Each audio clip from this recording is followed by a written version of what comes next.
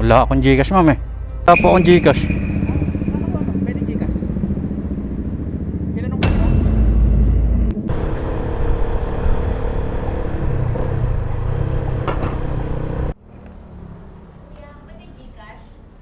Wala akong Gcash, ma'am eh.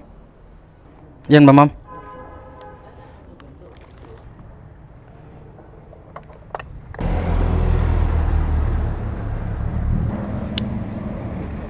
Wala akong Gcash, sir eh.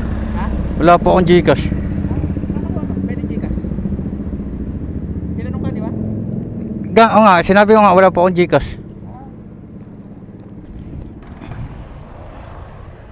Hilig nyo mag Gcash eh. Cancel natin.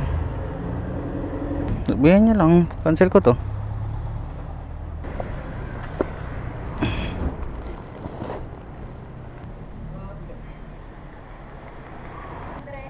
$25.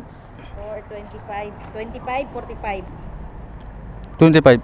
Ha? 25 lang. 25. For... Sobrang... Ay!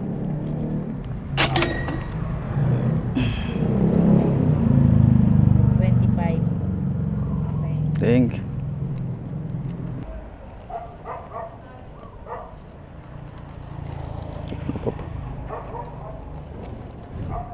Puro na lang Gcash, puro Gcash.